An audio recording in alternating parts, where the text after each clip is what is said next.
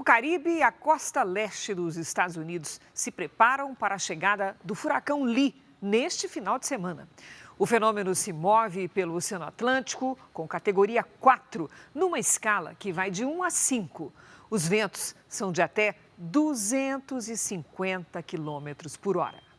O aumento da temperatura do planeta tem feito com que os oceanos fiquem mais quentes, o que dá força a fenômenos climáticos como furacões e ciclones.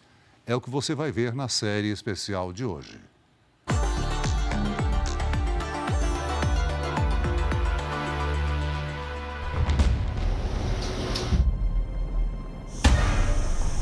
Todo mundo sente que o calor está cada vez mais forte. E os reflexos do aquecimento no planeta afetam bilhões de pessoas no mundo todo. Como o aumento na frequência de fenômenos naturais. Nessa semana, um ciclone extratropical deixou mortos no Rio Grande do Sul e em Santa Catarina.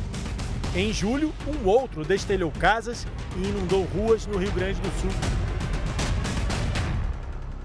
Maria vive em uma dessas comunidades atingidas, em Porto Alegre. É ela quem aparece nessas imagens tentando salvar vizinhos que ficaram ilhados na inundação. Essa rua é onde eu andava salvando as pessoas, era aqui nessa rua. Então isso aqui era um rio. Isso aqui foi um dia de pânico. Uma dessas pessoas resgatadas é Luísa, que segura o bebê. Eu tive medo, de não conseguir sair de dentro de casa com as crianças, que eu tenho 3 filhos. E graças a Deus ela apareceu. A moradora mostra que o nível da água passou da cintura dela. Acima da cintura.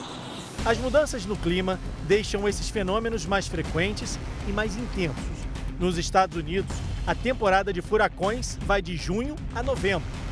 E o Serviço Meteorológico Nacional já previu um aumento de 60% nas chances desse ano o país ser atingido por mais furacões do que o de costume. O estado da Flórida foi atingido no fim de agosto por um furacão de categoria 3, numa escala que vai até 5. O fenômeno batizado de Idália registrou ventos que ultrapassaram 200 km por hora. 3 pessoas morreram e milhares tiveram que sair de casa. Cientistas acreditam ainda que a alta temperatura do oceano fortaleceu o furacão. Em julho, o mar da Flórida registrou o recorde de 38 graus.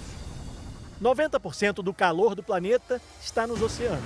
As correntes marítimas são responsáveis pela distribuição desse calor e influenciam no clima. Um estudo feito por pesquisadores da Dinamarca mostra que se as temperaturas continuarem subindo assim, as águas do Oceano Atlântico vão circular de uma maneira diferente nos próximos 70 anos.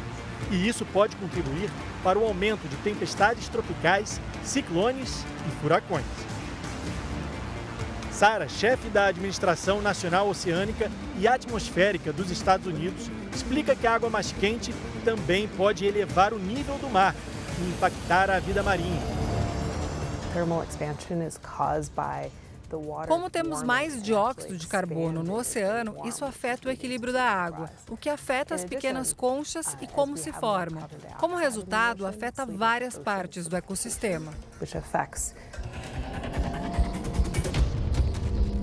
Quem vive aqui em Washington, nos Estados Unidos, enfrenta atualmente uma forte onda de calor. Já aqui no Arizona, o principal problema passou a ser a seca em um dos lugares mais quentes do mundo. O rio que corta a região está bem abaixo do nível normal. Do outro lado do país, em Los Angeles, na Califórnia, as mudanças climáticas têm provocado incêndios florestais cada vez mais intensos e bem mais perigosos.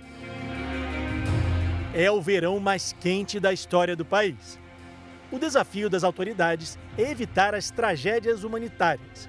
Thomas trabalha numa ONG na Califórnia que envia ajuda às vítimas de catástrofes naturais e conta que tem visto os custos subirem por causa do aumento de furacões e tornados. Mais pessoas estão necessitadas agora por causa dessas emergências naturais.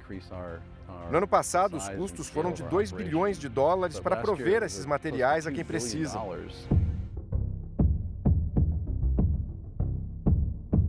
Para combater o aquecimento global e evitar essas tragédias, autoridades mundiais se comprometeram a manter a temperatura no limite de até 1,5 graus acima do que temos hoje até 2100.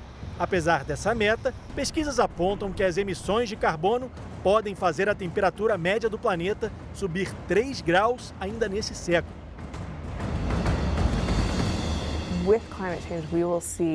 Com as alterações climáticas, veremos a natureza responder a todas as mudanças que temos. Enquanto houver aquecimento na atmosfera, teremos mudanças nos padrões climáticos, na disponibilidade de água e na frequência dos incêndios florestais. Para a astrônoma brasileira Duília, que trabalhou com pesquisas no Centro de Voos Espaciais da NASA, é preciso diminuir a quantidade de poluição no meio ambiente. Nós vamos passar por um processo de evolução, né? As pessoas, os animais vão ter que se adaptar a essas altas temperaturas. A sociedade tem que ter um compromisso para mudar, né, de comportamento dentro do planeta. Não existe assim, vou jogar isso fora, você não está jogando nada fora, tudo fica aqui, né?